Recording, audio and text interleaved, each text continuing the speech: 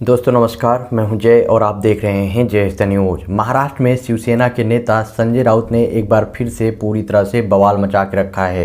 संजय राउत को लेकर आप सबको पता ही होगा कि ये आए दिन कुछ न कुछ ऐसे स्टेटमेंट देते रहते हैं जिसकी वजह से महाराष्ट्र में काफ़ी ज़्यादा बवाल मचता है। अब इन्हीं सब चीज़ों के बीच में हिंदुत्व को लेकर काफ़ी ज़्यादा बवाल मचा हुआ है, जिसको लेकर संजय राउत के द्वारा एक बड़ा स्टेटमेंट दिया गया है। आप सबको बता दूं कि बीजेपी की तरफ से शिवसेना के ऊपर निशाना साधा गया था और उन्होंने जो है हिंदुत्व को लेकर कई बड़े आरोप जो है वो शिवसेना के ऊपर लगाए थे। अब इन्हीं सब चीज़ों के बीच में शिवसेना नेता सांसद संजय राउत ने उस बात पर बीजेपी के ऊपर पलटवार किया है और उनके द्वारा मीडिया से बात करते हुए बोला गया है कि यह अब देखना होगा कि आखिरकार बीजेपी के लोग कब से हिंदू बन गए हैं। मतलब कि उनके द्वारा सीधा बीजेपी के ऊपर निशाना साधते हुए बोला गया कि ये जो है देखने वाली बात है कि आखिरकार वह कब से हिंदू बन गए हैं। राउत ने मीडिया से बात करते हुए सीधा जो बीजेपी नेता हैं और बीजेपी की जो पार्टी है उसके ऊपर निशाना साधा है और साथ में ही उन्होंने बताया है कि इसी महाराष्ट्र में छत्रपति शिवाजी महाराज का जन्म हुआ था।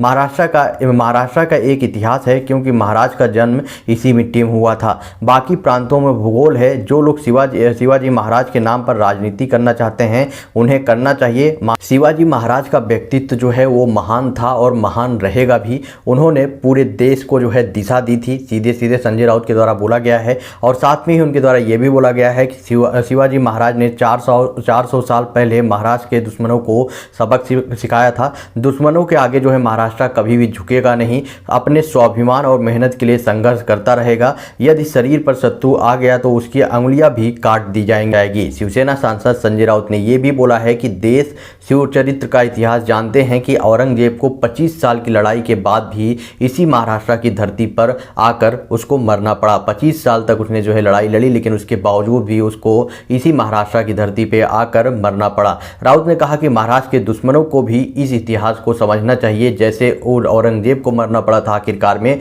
उसी तरह महाराष्ट्र के जो दुश्मन पड़े हुए हैं इस टाइम, उनको भी आखिरकार इसी धरती पे आके मरना पड़ेगा। मतलब कि शिवसेना सांसद संजय राउत ने सीधा बीजेपी को ऊपर जमकर निशाना साधा है और उनको लेकर सीधे चेतावनी भी दी है। आपका क्या ओपिनियन है संजय राउत के द्वारा दी गई इस टिप्पणी पर? आप अपना ओपिनियन कमेंट बॉक्स में बताएं और वीडियो को ज़्यादा से ज़्यादा शेयर करें।